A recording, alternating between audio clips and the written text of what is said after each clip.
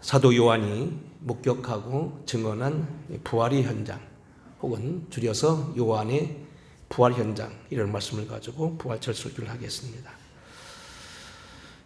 사도 요한이 목격하고 요한이 직접 증거했던 주님의 부활 현장은 어떠했을까? 우리는 지난 몇 해 동안에 연거포서 특별히 주님이 가까이 있었던 제자들을 중심으로 해서 설교를 해왔습니다. 지난해 2023년은 사도 베드로의 부활관, 또 2022년은 사도 바울이 경험한 부활론. 특별히 사도 바울은 주님을 생전에 만난 적이 없는 사람으로 기록되지만 그런 여러 영적 경험에 의하면 부활하신 주님을 만났다고 보고, 특별히 그가 기록한 모든 것들을 요한복음 고린도전서 15장이라고 하는 긴 장에 60여 결이 되는 긴 성경에 이 모든 것을 정리해 놓았습니다. 2021년에는 마가에 의해서 목격된 부활론, 그리고 또한 요한 사도에 대한 증거론, 금전과 같은 제목입니다. 하지만 지난번에는 종합적으로 요한 사도가 본 것이 20장부터 21장까지 상당히 많이 긴 기록인데, 그걸 종합적으로 하는 바람에 제대로 하지 못해서 이번은 좀 작심을 하고 대여섯 시간 설교할 수 있는 걸 한 3시간 정도, 한 4-5시간 줄여서 이렇게 하려고 합니다. 어쨌든 12제자 가운데서 가장 주님의 오랜 제자가 하나인데 이 사도 요한입니다. 우린 요한복음을 보게 되면 적지 않은 분량, 그 예수님을 가까이 모셨던 그가 쓴 것으로 기록되고 있는데, 정말로 가까이서 보았던 그 사람이 쓴 그런 사도 요한의 부활론, 예를 든다면 사도 바울이 쓴 것은 여러 가지 정황, 또 무슨 깊은 영계 세계에 들어가 주님을 만나고 또 부활에 대한 교리를 잘 파했지만 직접 보지는 못했지만, 마가 역시 가장 어린 사람으로서 12사도 가운데 들어가지 않아서 아마 직관적으로 들은 것이 많았을 거라고 봐요. 물론 그 집에서 예배를 드리고 그 집에서 최후의 만찬을 하신 걸로 마가의 다락방이라고 한 걸로 알지만, 일단 12제자가 아니기 때문에 매사에 참여하지 못했어요. 그런 면에서 볼 때 우리는 참 보면 요한 사도가 본 것이 우리에게 굉장히 비중을 둬야 될 그러한 부분이 아니냐. 특별히 학자들이 얘기하면 그렇습니다. 여러 가지 정황으로 보나 사도 요한은 베드로보다도 시기적으로 약간 빠르게 주님의 제자가 되었습니다. 요한복음 1장 35절에 보면 이렇게 되어 있습니다. 이튿날 요한이, 여기서 요한은 세례 요한이죠, 자기 제자 중 2사람이 함께 섰다가 예수께서 거니심을 보고 말하되, 보라, 하나님이 어린 양이로다. 2 제자가 그의 말을 듣고 예수를 따르거늘.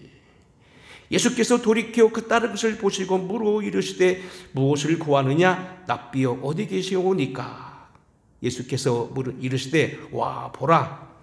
그러므로 그들이 가서 계신 데를 보고 그날 거하니 때가 10시쯤이었더라. 요한의 말을 듣고 예수를 따른 2사람 중 하나는 시몬 베드로 형제 안드레라.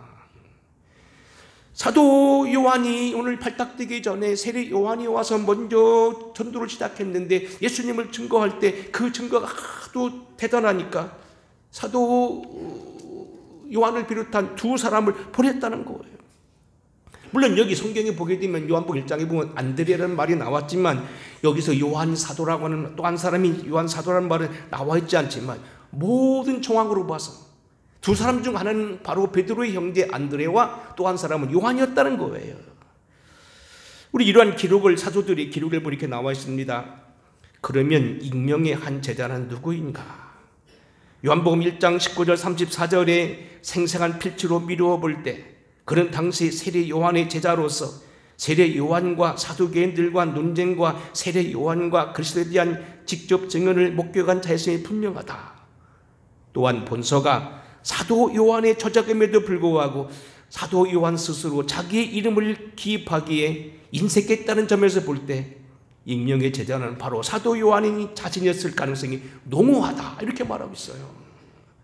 여하튼 사도 요한은 안드레와 사도 요한과 함께 제일 먼저 세례 요한을 따르다가 세례 요한이 보내준 주님의 제자 가운데 2명 중에 1명이었고, 그 뒤에 형제 안드레가 자기 형 베드로를 전도해서 사실은 요한 사도가 베드로보다도 더 먼저 주님의 제자가 되었다는 거예요. 그뿐만 아닙니다. 사도 요한은 베드로보다도 상당 그 앞선 면이 있는 건데 뒤편에 있는 사람이었어요.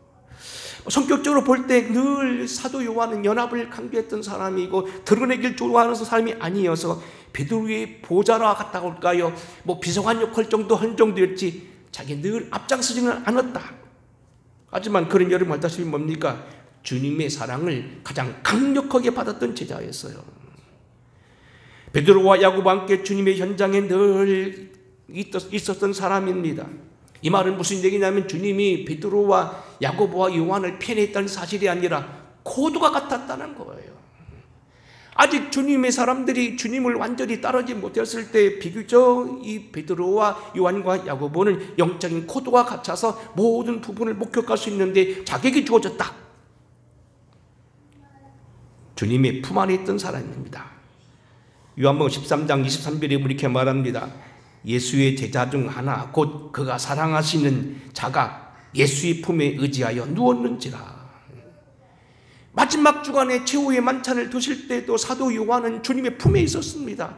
어쩌면 주님 앞에 이렇게 기대어 있었다라든지 아니면 무릎을 베고 있었다는 이야기입니다. 아주 특별한 그런 자세를 하고 있었다는 겁니다. 그럴 만큼 아주 친근했다는 겁니다. 요한복음 19장 26절에 보게 되면 주님께서 십자가 지시고 임종하시기 직전에 당신의 모친 마리아를 노후를 부탁한 것이 바로 사도 요한이었습니다. 예수께서 자기의 어머니와 사랑하신 제자가 곁에 섰는 것을 보시고 자기 어머니에게 말씀하시되 여자여 보소서 아들이니이다. 또 말하되 그 사랑한 제자를 쳐다보고 말하기를 내 어머니니라. 우리가 알다시피 오늘 본문에도 보게 되면 요한복음 20장 본문입니다. 베드로보다도 먼저 다름질 잘해 상당히 아마 조용한 대신에 성격이 급하고 다름질 잘했던 모양입니다. 이렇게 되어 있습니다. 20절 시몬 베드로와 예수께서 사랑하시는 그 다른 제자에게 달려가서 말하되 사람들이 주님을 무덤에 가져다가 어디 두었는지 우리가 알지 못하겠다 하니 예수께서 그 사랑하는 제자가 있을 때 주님이라 하고 먼저 달려갔다는 거예요. 그리고 더 빨리 도착했다는 거예요. 그뿐만 아니고 다음 장 보겠습니다만 긴네세르 호숫가에서 그물질을 할 때 요한복음 21장 7절에 보게 되면 주님을 먼저 알아본 게 사도 요한이었어요. 예수께서 사랑하신 그 제자가 베드로에게 이르되 주님이라 하니 시몬 베드로가 벗고 있다 주님이라는 말을 듣고 겉옷을 두른 위에 바다로 뛰어내리니라. 먼저 옷을 벗어붙이고 호수에서 뛰어나온 건 베드로였지만 먼저 알아보고 주님이라고 말한 건 요한이었다는 겁니다. 그런 의미에서 보게 되면 사도 요한은 상당히 주님을 가까이 모셨던 사람이고 주님을 친근하는 게 섬겼던 사람이고 자기가 기록한 대로 주님이 사랑하는 제자였다. 그뿐만 아니고 요한복음 21장에 보게 되면 예수님께서 소위 주님의 식탁교회라는 벤사 크리스티에서 아침을 준비하셨다가 드시게 합니다. 그때 갑자기 이런 말씀을 하십니다. 베드로에게 묻습니다. 네가 나를 사랑하느냐? 예, 제가 주님을 사랑합니다. 또 좀 이따 묻습니다. 네가 나를 사랑하느냐? 그러면요, 저 사랑합니다. 또 주님이 점점 묻습니다. 그러면 정말 네가 나를 사랑하느냐? 베드로가 쫄려서 말합니다. 예, 제가 주님을 사랑하는 줄은 주님이 아시지 않습니까?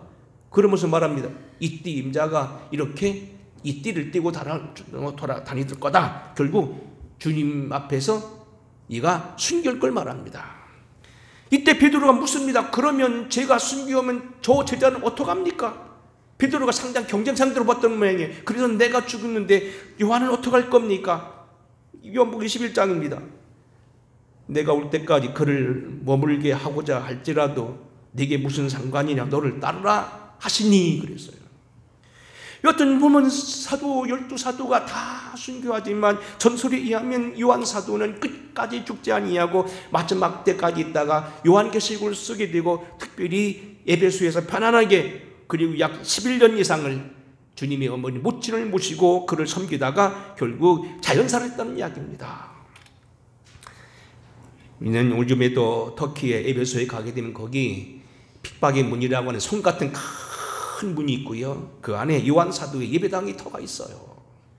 십자가 설을 모양으로 하고 있는 큰 예배당터에 가면 뭐 지금도 거기 있는 진흙을 뭐 떼어서 바르면 뭐 피부병이니 무슨 병이 낫는다는 그런 전설을 가지고 있는 곳이고요. 그 앞바라기에 보게 되면 마당 건너서 누가 이 무덤이 있는 걸 제가 눈으로 보고 왔습니다만, 어쨌든 마지막 때까지 주님을 모셨던 분이 요한 사도다. 그래서 오늘 우리는 이쪽으로는 사도 베드로가 모든 것을 수제자였지만 진정한 주님이 품 안에 거하였고 가까이 본 사람이고 시기적으로 더 가까이 봤던 사람이 요한 사도라 한다면, 이 요한 사도가 첫 번부터 주목하고 보았던 베드로의 부활 현장, 주님의 부활 현장은 어떻겠느냐, 오늘 본문을 통해 몇 가지 봅니다. 첫째, 오늘 이 사도 요한이 주님을 가까이 모시면서 보았던 부활의 현장은, 부활이 사도들의 인지나 의도와는 전혀 관계없이 일어났다는 겁니다. 우리 다시 한번 읽어보겠습니다. 1절 2절입니다. 같이 다 시작. 안식 후 전날 일찍이 아직 어두울 때 막달라 마리아가 무덤에 와서 돌이 무덤에서 옮겨진 것을 보고 시몬 베드로와 예수께서 사랑하시던 그 다른 제자에게 달려가서 말하되, 사람들이 주님을 무덤에서 가져다가 어디 두었는지 우리는 알지 못하겠다 하니. 동일 장면 누가 24장을 보게 되면 막달라 마리아와 여인 몇 사람이 향품을 준비해서 주님의 시체에 바르려고 가게 됐는데 걱정하며 갔다는 겁니다. 그 돌문은 적어도 7 내지 8명의 장령이 열어야 되는 큰 돌문이고 어려운 거니 누가 열어줄꼬? 근데 가보니까 이미 돌문은 열렸고 주님이 계시지 않았다는 겁니다. 그래서 그들이 기절초풍을 하고 달려와서 베드로와 이 사랑한 제자에게 얘기했다는 겁니다. 그래서 결국 보게 되면 3절로 보게 되면 어떻게 됩니까? 베드로와 그 다른 제자가 무덤으로 나갈새 둘이 같이 달리더니 다른 제자가 더 빨리 무덤에 도착했다는 겁니다.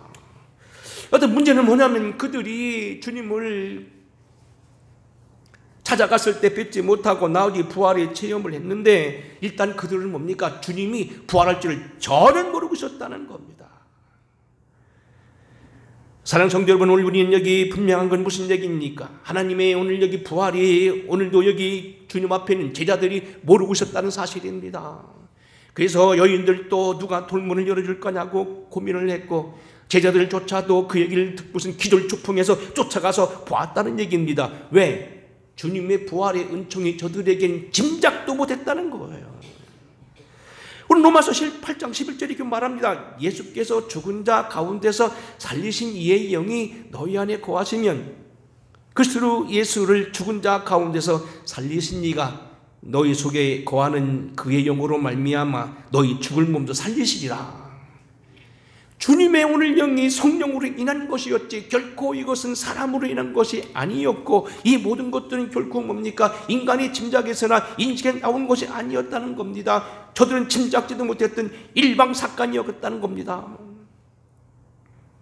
사실 우리가 오늘 여기 주님의 가장 큰 사역 중에 하나였던 이 부활에 대해서 이야기합니다만, 사실 모든 주님의 모든 사건이 제자들과는 상관없는 일방적이었습니다. 사랑하는 성도 여러분, 오늘 우리는 성경을 보게 되면 성경의 큰 사건들, 인류를 위한 사건들, 큰 사건들이요 사람으로 일한 것이 아니었다는 겁니다. 가장 예를 든다면 뭡니까? 천지창조입니다. 어제도 제가 한번 역사책을 보고 이렇게 하다가 찰스 다윈에 대한 책을 읽어보게 되고 여러 가지 그 당시 있었던 논쟁들도 책을 읽어봤습니다만, 사실 여러분 어떻습니까? 천지창조, 사람이 일하는 것이 아니었다는 겁니다. 물론 오늘 우리가 찰스 다윈이 말한 대로 종의 기원에서 보는 대로 뭡니까? 각 섬마다 똑같은 그 새라도 부리가 달라지고 똑같은 거북이라도 달라지는 모습이 있고 그 환경 적응하면서 오랜 세월 동안 떨어져 있으면 바뀝니다만, 거북이는 끝까지 거북이지, 거북이가 뭡니까? 갑자기 코끼리가 되는 건 없다는 겁니다. 어쨌든 문제는 뭐냐면 이것은 뭡니까? 하나님의 일방적인 얘기했다는 거예요. 제초에 인간을 창조하실 때 사람의 모습대로 인간이 창조된 것이 아니었습니다. 하나님이 일방적으로 행한 사건이었습니다. 그뿐만 아닙니다. 우리가 보면 알다시피 성탄 역시 마찬가지입니다. 사람이 창조의 목적대로 살지 못하고 결국 육체가 되고 세상이 결국 노아 때와 같이 수장되게 되는 그러한 심판을 받게 되었을 때 하나님이 보다 못해 당신 아들을 보내십니다. 그 아들을 보내신 사건이 결국 성탄인데 이 성탄조차도 인간으로 된 것이 아니었다는 겁니다. 그래서 이사야서 53장을 이렇게 말합니다. 우리가 전한 것을 누가 믿었느냐? 여호와의 팔이 누구에 나타났느냐? 그는 주 앞에서 자라나길 연한 순 같고 마른 땅에서 나오는 뿌리 같아서 고운 모양도 없고 풍채도 없은즉 우리가 보기에 흠몰할 만한 아름다운 것이 없도다. 그는 멸시를 받아서 사람에게 버림바 되었으며 간고를 많이 겪었으며 질고를 아는 자라.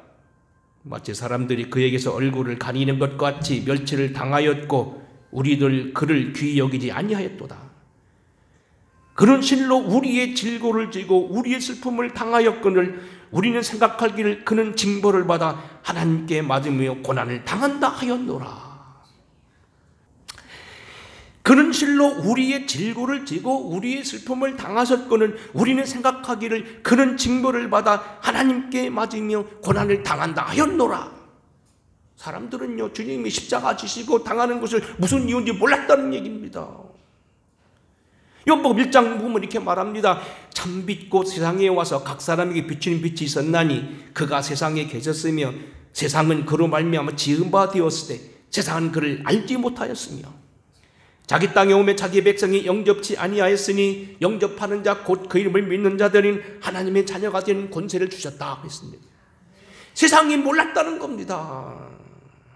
오늘 온 세상에 죄를 지고 가는 죄를 지기 위해서 이 땅에 오셨지만 성탄에 오셨지만 정말 성탄에 대해서 제대로 대하고 예비한 사람은 극히 소수고 우리가 손으로 꼽아봐도 성경에는 10사람 남짓분밖에 안 됐다는 얘기입니다. 오늘 본문 사건 부활도 마찬가지입니다. 부활은 우리에게 보면 사도 베드로에 의하면 구원의 완성이고 오늘 돌아가신 모든 사람들에게 최종의 우리가 승리를 약속하는 아주 귀중한 중요 사역인데 이 부활조차도 목격되어진 사람들 때로는 그들 가운데 여러 사람이 말하고 들었어도 그들을 믿지 아니하고 그 일을 알 수가 없었다는 겁니다. 왜냐하면 주님의 사건이 부활이라는 부활이 일방적이기 때문이었다는 겁니다. 우리는 그 외에도 우리는 천지창조나 성탄이나 부활뿐만이 아닙니다. 성경에 나와 있는 큰 사건들 다 모두 다 하나님의 일방적인 사랑에 의한 거였다는 이야기입니다. 구약성경 넘어가면 출애굽사건 마찬가지입니다. 만나의 내림도 마찬가지입니다. 그들이 만나가 처음 내렸을 때 그들이 무슨 이게 도대체 이게 뭐냐?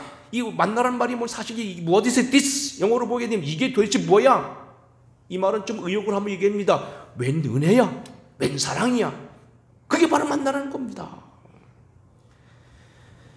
인간이 오늘 여기 받게 되는 모든 사랑 가운데 하나가 우리가 받게 되는 것이 이제 하나님의 일방적인 사랑이라는 겁니다. 우리가 6.25 전쟁 중에 1.4.5대 때에 1000만이나 되는 숫자 한 700만 정도가 남한으로 내려왔습니다. 우리가 북한이 좋다면 그 사람들이 내려올 리가 없는데 1.4.5대가 되면서 한 700만 이상 명이 북한 사람들이 실향민이 됐어요. 그곳이 살만하고 그곳이 정말 살기 좋다면 왜 내려옵니까? 그곳이 못 살게 생겼고 거짓된 정권이라는 걸 알기 때문에 그들이 무려 700만이라는 사람이 남아있습니다. 남한으로 내려와서 그래서 인구는 남한은 3,500만 쭉 늘고 북한은요 1,000만 정도밖에 안 되는 딱 인구를 확 줄었습니다. 이 같은 문제는 뭡니까? 제가 살고 있는 논산 연부대에 가게 되면 시장에 있는 상권이 있는데 거기에 수백 명의 상인이 있습니다만 홍성은 모르겠습니다. 거기 반수 이상의 다 실향민들이었습니다. 그들이 상권을 장하고 있었습니다. 정말로 그들이 내려올 때는 정말로 아무것도 없이 먹을 거 입을 거 없는 그 사람들이었지만 결국 그들에게 하나님 축복하셔서 샜다는 겁니다. 마찬가지입니다. 집도들도 없이 내려왔던 그 사람들 광야로 나아가 보니까 먹을 것은 떨어지고 입을 건 떨어지고 다 어려운 상황에서 어떤 일이 벌어졌느냐? 만나를 내려 먹이시고요. 저녁이 되게 되면 구름이 내려서 구름 가운데 불기둥이 있게 되고 구름 낮에는 더우니까 구름 기둥이 있게 되고 하나님 저들을 위해 축복해 주셨다는 거예요. 우리가 살아가는 가운데 모든 것들이 우리 생각대로 이런 것이 아니고 하나님이 미리 준비해 주셨고 만나를 준비해 주셨고 홍해를 갈라 놓으셨고 저들에게 구름을 준비하셔서 저들 길을 인도하셨다는 겁니다. 좀 어려운 얘기를 벗어나서 조금 쉬운 얘기 하겠습니다. 텔레비 얘기하겠습니다. KBS 탤런트 가운데 우리가 많이 보는 사극 가운데 나오는 중요한 인물이 최수중이라는 인물입니다. 최수중은 제가 2005년도 북한에 잠깐 순방을 갔을 때 3박 4일 동안 우리 팀의 가운데 140명 가운데 한 분이었습니다. 저는 그 처음에 이 최수정 씨가요, 저하고 같이 사진도 찍고 악수도 하고 그랬는데 돈 받고 온 줄 알았어요. 예수 믿는 줄 몰랐어요. 그래서 그냥 그 사람이 그 굿네이버스라는 뭐 그 회사가 이제 북한의 여러 가지 제약회사 또 뭐 모란봉 고아원 뭐 중학교 여러 가지 돕고 그들을 위해 돕는데 그냥 그 끼워와서 그냥 오는데 그 최일화라고 하는 사장님이 이 사람을 끼워놓고 그냥 홍보대사로 돈 주고 데려온 줄 알았어요. 그랬더니 엊그저께 제가 이 역시 KBS 그에서 있었던 탤런트 임준택 집사라는 분이 마침 남당리 교회 다닌다고 해서 여러 가지 일이 있어서 업무적으로 만났는데 최소년 얘기를 하더라고요. 가까운 친구랑 그 자리에 전화를 하더라고요. 근데 이런 얘기예요. 장로래요. 깜짝 놀라서 그래서 당장 뭐 간증도 잘한다고 해서 유튜브 뒤에 보니까 정말 최수정이 있더라고요. 그걸 다 들었어요. 이런 내용이에요. 이 최수정은 본래 예수를 믿지 않던 사람이고 아버지가 청와대 무슨 뭐 직원이었는데 무슨 일이 와서 청와대를 사표를 내고 사업을 시작했대요. 근데 사업을 하다가 안 돼가지고요. 아르헨티나로 이민을 갔는데 그만 어느 날 사업이 어려우니까 아버지가요. 극단 선택을 했대요. 뭔지 아시지? 극단 선택이 뭔지 아시잖아요.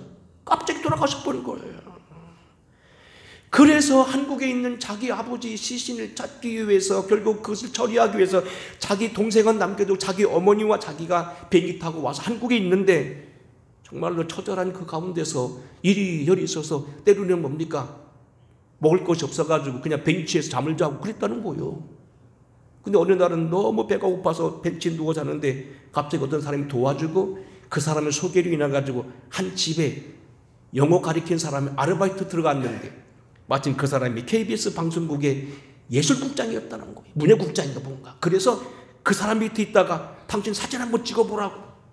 그래서 시작된 게 그렇게 나와가지고 사진 한번 찍다가 광고주가 되고 나중에 이렇게 탤런트가 됐다는 거예요. 근데요, 지금은 어떤 목이 됐냐면 그분이 그 임준택이라는 분 자세히 설명해 주더라고요. KBS 이 방송 기자들이 최수정의 본래는 개런티가 일주일에 2번 정도 사극 나오면 한 번 찍을 때 1,200만이 했다가 요즘엔 한 2,500만 원 받는데 그러면 한 주간 2주 걸치니까 한 주에 2번 나오죠. 토요일 날 나오고 뭐 그 다음 주 나오는데 2번 찍으면 얼마예요? 5천만 원이라는 거예요. 돈이 많고 적음이 아니라 하나님이 먹여주신다는 거예요. 그런데 그 간증 들어보니까 그래서 자기가 너무 고마워서 하이라라고는 그런 뭐 여자 배우 뭐 너무 이쁜 자기 아내를 얻었다고 얘기하고 아들만 셋이래요. 그래서 너무 좋아서 하나님을 축복해서 이제는 굿네이버스도 하고 나와 같은 사람들에서 여러 군데 기증하고 있다고 그 얘기를 방송을 들었어요. 그래서 제가 지금 기도하고 있는 것은 우리가 연말이나 언제나 한번 그분을 모셔서 이 기독교 분연합회 제가 회장이니까 한번 간증을 들을까 지금 계획하고 있어요. 근데 잘 될지는 모르겠어요. 시간이 맞아야 된다고 그래요. 사랑하는 성도는 뭡니까? 하나님을 알지도 못하고 절도 집도 없던 사람이고 벤치에서 잠을 자던 그였는데 우연찮게 영어 연극과 나온 사람도 아닌 그가 어떤 사람을 만나고 그로부터 사진 찍기 시작하는 것이 결국은 한국 최고의 스타로서 오늘 여기 군림하게 된 그런 동기가 됐다는 거예요. 하나님이 자기에게 전격적으로 물 붓듯이 부어주셨다는 거예요. 하나님의 사랑은 일방적이었다는 겁니다. 안식구 전날 일찍이 아직 어두울 때 막달라 마리아가 무덤에 와서 무덤이 옮겨진 것을 보고 시몬 베드로와 사랑한 제자 그 자제에게 달려가서 말하되 그랬어요. 몰랐어요. 짐작도 못했어요. 부활의 사건이 하나님이 주신 은총이었다는 겁니다. 사람으로 말미암은 것이 아니었다는 겁니다. 두 번째로 본문 속에 나타난 걸 보게 되면요, 요한 사도가 증거하는 건 뭡니까? 이 육체의 방법이 하나님의 능력이었다는 거예요. 한번 읽어보겠습니다. 3절로 7절입니다. 같이 읽겠습니다. 3절 시작.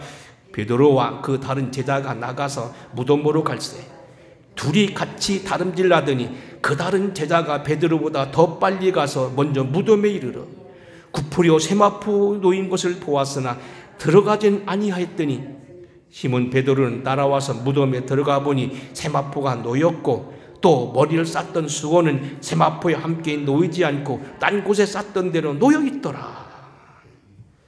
먼저 이 제자에게 다시 한번 누군가 세례 요한 이 요한 사도가 가보니까 세마포가 있더라. 훔쳐간 게 아니라는 겁니다. 도둑질 간 거 아니라는 겁니다. 몸이 빠져나갔다는 얘기입니다. 또 머리를 쌌던 수건은 세마포와 함께 놓이지 않고 딴 곳에 놓여 있더라. 근데 여러분, 이 성경 중에 쌌던 데로 놓여 있다는 말이 옛날 성경에는 모르겠는데 객혀 있더라 되어 있는데, 이 말은 이런 얘기입니다. 여러분 보세요. 되게 수의를 싸면 머리를 이렇게 뚝뚝뚝뚝 이렇게 말아가지고 얼굴이 안 보이게 이렇게 싸잖아요. 아니면 이렇게 뭐 싸잖아요. 그럼 이게 그대로 딱 있었다는 거예요. 되게 유대인들은 헝겊을 들어가 둘둘둘둘 많은데, 이걸 사람이 풀러대 놔야 되는데 이거 아니고 요거 동글동글한 모양이 빵모자처럼 딱 내려있었다는 얘기예요. 이걸 가리켜서 뭐 호크마추 이렇게 풀이야 합니다.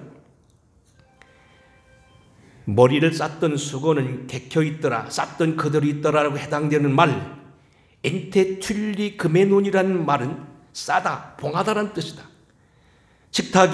수건이 식탁부에 접혀 있는 것처럼 납작한 형태가 아니라 둥그렇게 말려 있는 모양을 가리킨다. 이것이 머리에 말려 있던 대로의 모양을 가리키는지 아니면 사용하던 전에 처음 상태로 말려 있는 것이 분명치 않다. 만약 전자라면 죽은 나사로가 살아났을 때 손과 발이 세마포로 묶여 있고 머리에는 수건이 감겨 있는 것과는 달리 예수께서 온몸을 감쌌던 세마포와 수건으로부터 몸만 빠져나오는 신비한 방식으로 부활했던 결론에 이를 수 있다. 발로 이게 뭐냐면 객혀 있다는 얘기, 쌓였던 대로 놓았다는 얘기는 뭡니까? 불러가지고 둘둘둘 해가지고 모았다는 얘기가 아니고 모양만 쏙 빠져나가고 그대로 납작해져서 그걸 그대로 놓였다는 얘기고요. 이건 다시 말하면 뭡니까? 주님의 부활이 영으로 한 부활이 아니고 육체로 했다는 얘기고, 육체를 가졌다는 부활이고, 또 다른 말로 뭡니까? 하나님의 능력으로 했다는 거. 소위 옛날 말하자면 뭐 제자들이 훔쳐가서 감췄다라든지, 또 뭡니까? 뭐 사람들이 뭐 뺏어갔다든지, 그게 아니라는 얘기입니다. 육체로 부활했다는 거예요. 성령의 능력으로 했다는 거예요. 이 말은 다시 표현하면 뭡니까? 우리도 이 하나님의 능력이 있어 이렇게 부활할 수 있다는 얘기입니다. 이미 드린 말씀입니다만 요한복음 8장 11절입니다. 예수를 죽은 자 가운데 살리신 이의 영이 너희 안에 거하시면 그리스도 예수를 죽은 자 가운데서 살리신 이가 너희 안에 거하신 그의 영으로 말미암아 너희 죽을 몸도 살리시리라. 이미 시체로 장사되어서 창에 찔리고 손발이 전부 다 찔린 그런 상태에서 완전히 그가 뭡니까? 모략을 하고, 이미 모략 같은 독한 약이기 때문에 이 약으로 죽을 수 있다는 거예요.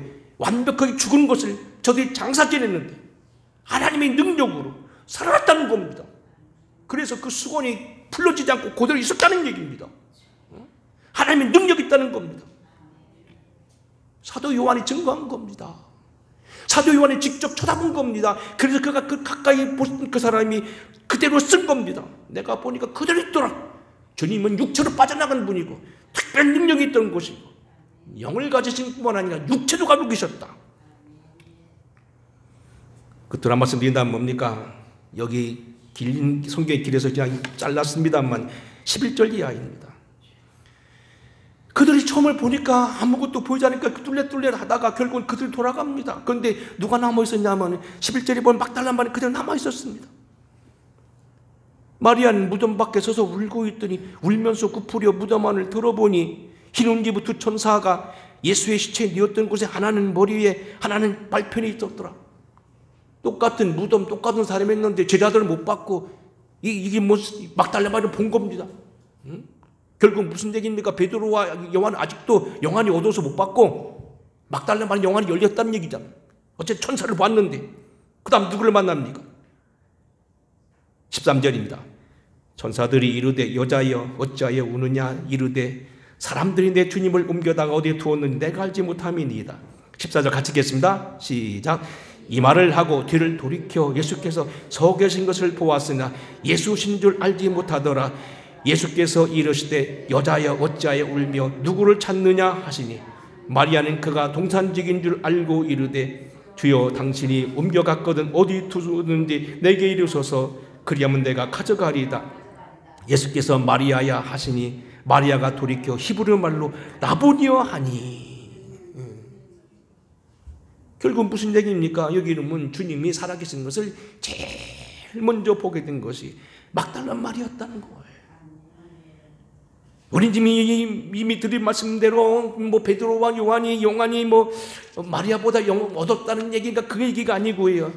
주님의 은총을 제일 체험한 것이 12제자가 아니었다는 데서 우리가 한 가지 의문을 생각해야 됩니다. 왜 그랬을 거냐는 겁니다. 물론 뭐 주님을 먼저 만나고 뒤 만나고 먼저 믿고 뒤 믿는 게 중요한 건 아닙니다만, 분명한 사실은 뭐냐면 하필이면 왜 이 거대한 이 사건에 가장 사랑했던 베드로나 아니면 요한사도 그 위에 다른 사도를 먼저 만나주시지 왜 하필이면 마리아입니까? 마리아가 무덤을 지키고 끈기 있게 주님을 걱정해서 울었다는 얘기도 되지만 한마디로 표현하면 뭡니까? 마리아가 주님을 사랑했다는 얘기예요. 여러분, 이 말은 오늘도 우리의 신앙생활에 그대로 적용하면 아주 중요한 논리입니다. 누가 주님을 만날 수 있습니까? 누가 주님을 체험하고 누가 주님을 사랑을 실천하며 살고 있고요, 기적을 체험할 수 있냐는 겁니다. 누가 어떤 사람이 가장 하나님의 깊은 능력을 체험하게 되고 누가 하나님의 큰 능력을 우리가 힘입고 살 수 있냐는 겁니다. 누가 가장 깊은 복을 받으시냐는 겁니다. 제자가 아니라는 겁니다. 직분이 문제가 아니라는 겁니다. 연주가 문제가 아니라는 겁니다. 엄밀히 말하면 목사도 아니라는 겁니다. 주님을 사랑하는 우리가, 여러분과 주님을 진정으로 사랑하는 그분이 하나님을 진심으로 잘 섬길 수 있다는 겁니다. 지난주 어떤 어린 가운데 한 분이 제게 그런 이론을 제기했어요. 목사님, 나는 공부를 많이 하지 않아서 목사님처럼 공부 가르치는 데는 때로는 힘들고 알아듣기 힘들은데 나는 그저 주님을 사랑하고 믿었거든요. 그래도 나가 주님 되는 거지요. 사실 그 말이잖아요.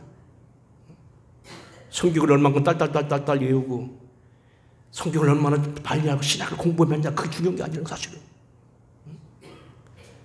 제가 알기로는 제가 대학 다닐 때 있던 교회가요, 그 목사님이 가끔 성경을 이렇게 찾기를 했어요. 설교 중에도 찾고 했는데 그 중에서 꼭 제일 먼저 사는 분이 한 분 계셨어요. 근데 나중에 그 청년이장 나면 그러더라고요. 그 교회에서 목사님을 제일 마음 아프게 하는 사람이 그 사람이래. 그래서 성경 톱발 찾는데.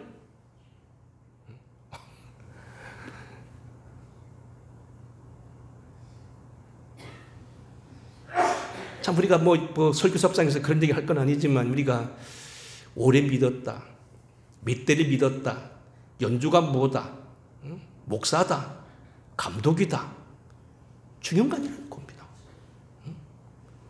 정말 내 마음의 중심에 주님을 모시고 살았던 막달라 마리아처럼 나의 모든 걸 받아주신 그분, 슬픔을 참고 인내하면서 정말로 사냥년이라고 어떤 욕을 먹어가면서 또 따랐던 그러한 여자, 주님을 사랑했던 그 여인, 향품을 준비했던 여인, 무덤 앞에 서서 그를 위해 걱정하며 기도했던 여인, 그분을 만나주셨다는 거예요. 지식이 아니었다는 겁니다.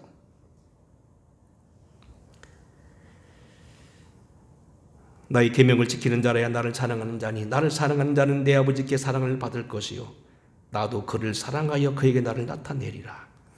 나를 사랑하면 내 말을 지키리니 내 아버지께서 그를 사랑하실 것이요 우리가 그에게 와서 거처를 그와 함께 하리라. 주님을 사랑하는 것이 부활의 능력이요 부활의 은총이요 우리 삶의 현장의 축복이라는 겁니다. 주님 사랑하게 되길 주의 이름으로 축원합니다. 정통 유대파 바리새파 출신으로 로마에 대항해 싸웠던 갈릴리 유대군 장군이었으나 후에 패방하여 죽게 되었지만 마침 그때 자기를 포로로 했던 발렌시우스 장군이 황제가 될 것을 예언했던 것을 예언함으로 나중에 그의 총애를 받고 그 티투스 황제의 그 아들에까지도 큰 은총을 받고 역사학자로 되게 된 그런 유명한 사람이 있습니다. 그가 바로 누구냐면 플레비우스 요세푸스라는 유명한 역사학자입니다. 유태인이었습니다. 근데 그 후로 나중에 자기를 포로했던 그 사람이 황제가 로마에서 전쟁이 일어나서 황제가 죽고 해서 결국 이 사람이 황제가 되었는데 그래서 그걸 예언함으로 나중에 많은 은전을 받고 경제적인 축복을 받게 돼 그 집의 가족이 하나가 됐습니다. 그래서 그가 평생에 뭡니까? 세계 역사 가운데 묻혀버릴 유대교 역사를 써서 무려 20몇 권이나 책으로 유대교 고대사는 사역을 썼고 유대 전생사를 썼습니다. 근데 그 유대 고대사에 써있는 책입니다. 이것은 캠브리지 대학교 윌리엄 휘스톤이라고 하는 그 교수가 번역한 겁니다. 읽어보겠습니다. 거기에 보게 되면 예수님의 부활이 이렇게 기록되어 있습니다. 당시 예수가 있었는데 만일 예수를 사람이라고 부르는 것이 타당한 것이라면 그는 지혜자였다. 왜냐하면 그는 놀라운 일을 행하는 사람이었고 기쁨으로 진리를 받아들이는 사람들이 스승이었기 때문이다. 그는 많은 유대인과 이방인들을 자기 자신에게로 오게 했다. 그는 그리스도였다. 우리들 중 주요 인물들의 제안에 따라 빌라도가 그를 십자가에 못 박도록 형을 선고했을 때 처음 그를 사랑했던 사람들은 그를 저버리지 않았다. 왜냐하면 그는 제3일에 다시 살아나 그들에게 나타났기 때문이다. 하나님의 선지자들이 이러한 일과 그에 관한 그 밖에 놀랄만한 무수한 일들을 예언했듯이 말이다. 그리고 그로부터 이름이 지어진 기독교들 지파는 오늘까지 소멸되지 않고 있다. 주님의 부활의 역사는 역사적인 팩트입니다. 지어낸 게 아닙니다. 사실입니다. 오늘 주님의 이 부활을 요하는 세 가지로 기록하고 있습니다. 아무도 짐작하지 못했다는 겁니다. 그리고 그 십자가의 그 부활의 방법은 기적이었다는 겁니다. 그리고 그 놀랍게도 체험을 제일 먼저 체험한 것은 막달라 마리였다고 고백합니다. 오늘 부활절기 다시 한번 우리가 주님의 부활을 대하면서 여러 번 대하신 부활절이지만 내가 이 주님의 부활을 대하는 태도가 어떠해야 된다는 것을 다시 한번 기억하면서 주님과 함께 동행하는 이 아름다운 부활의 계절, 오늘도 병원을 가시든지 어딜 가시든지 항상 이 부활의 주님과 함께 동행하는 저와 여러분 되기를 주의 이름으로 축원합니다. 고마우신 아버지, 주님을 가장 가까이 모셨던 사도 요한이 증거했던 주님의 부활 다시 한번 생각하게 해주시고, 사람의 손으로 아니고 사람의 방법이 아닌 하나님의 전적인 사랑으로 전적인 능력을 이뤘던 이 부활을 체험하게 하여 주시옵시되, 우리가 주님을 사랑하는 마음을 가지고 주님을 가까이 주님의 부활의 능력까지도 체험하는 우리 되게 하옵소서. 예수를 죽은 자 가운데 살리신 이의 너희 안에 거하면 너희 죽을 몸도 살리시라고 말씀하셨던 것처럼 우리 몸과 영과 혼과 또 코로나로 인하여 피폐되던 한국교회가 다시 살아나게 하옵소서. 예수님 거룩하옵신 이름 받들어 간절히 축복하고 기도하옵나이다. 아멘. 찬양하겠습니다.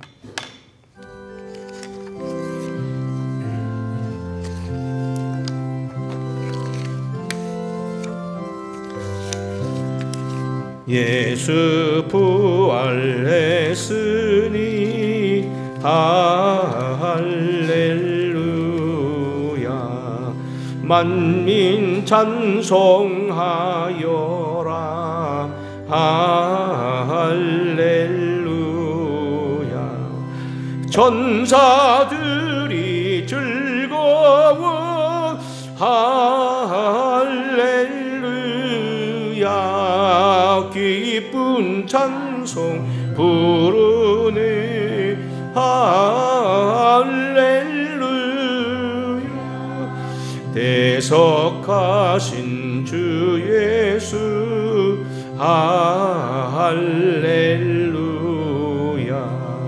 선한 산 이겼네. 할렐루야. 사망 권세 이기고 할렐루야. 하늘 문을 여셨네. 할렐루야. 마귀 권세 이긴 주 할렐루야. 왕의 왕이 되셨네. 할렐루야. 높은